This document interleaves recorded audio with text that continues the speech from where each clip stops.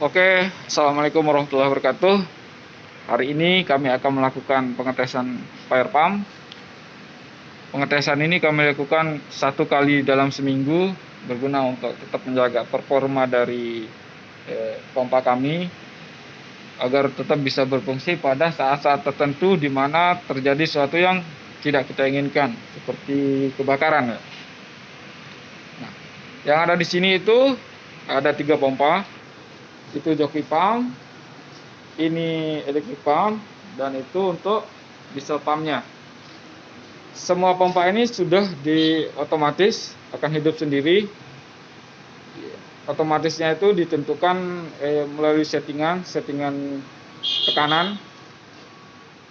Jadi semua sistem hidran yang ada di area kami itu di setel di tekanan 150 PSI ya. Nah, apabila tekanannya turun dari 150 PSI, misalnya mencapai 115 PSI, maka secara otomatis joki pump ini akan hidup. Karena joki pump ini sudah disetting untuk hidup di tekanan 115 PSI. Nah, ini tepat kita menyetingnya.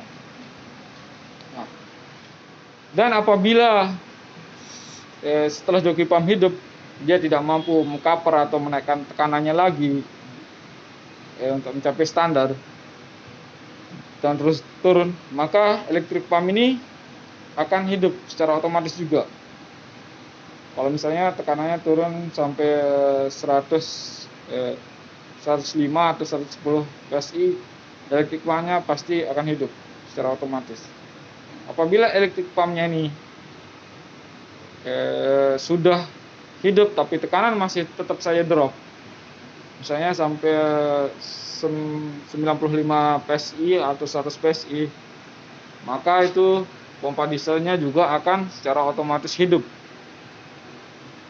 Jadi semuanya sudah otomatis, sudah disetting pada tekanan tertentu untuk mulai start. Nah, hari ini kami akan melakukan pengetesan fire pump. Cara kami melakukan pengetesan, pertama saya kasih tahu dulu ya. Ini pipa yang ini mengarah ke tangki sumber air. Pipa baliknya lah. Nah, ini itu yang mengarah ke sistem kami yang itu. Nah, jadi nanti palapnya kan kalau arah sistem sudah open semua, yang arah balik ini sedang keadaan close. Nah, untuk membukanya, untuk mengetesnya, kita open pipa yang kembali ke tangki sumber ini. Jadi kalau kita buka nanti palep ini, kan tekanannya berkurang karena airnya mengalir. Nah, tekanan yang berkurang itu akan terbaca oleh joki pump, terbaca oleh electric pump, terbaca juga oleh pompa dieselnya.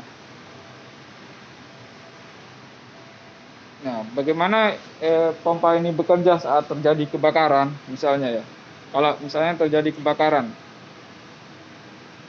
kalau terjadi kebakaran kan di hidran ini pasti, misalnya hidrannya mengarah ke sprinkle, sprinklenya pecah. Nah, karena pecahnya sprinkle, air akan keluar. Nah, karena air keluar menyebabkan tekanannya berkurang. Nah, karena tekanannya berkurang, maka langsung electric pump ini akan hidup. Nah, walaupun dia hidup dan seperti yang saya jelaskan tadi, tekanan tetap turun, maka pompa dieselnya juga akan secara otomatis untuk hidup untuk membantunya. Namun apabila saat terjadi kebakaran semua listrik mati, kan electric pump ini nggak bisa hidup ya. Berarti yang masih bisa hidup saat keadaan mati lampu itu hanya pompa diesel itu. Jadi pompa diesel itu harus benar-benar tetap dalam keadaan prima untuk bekerja, karena dia adalah backupan terakhir saat terjadi kebakaran itu. Oke lah, sekian. Assalamualaikum.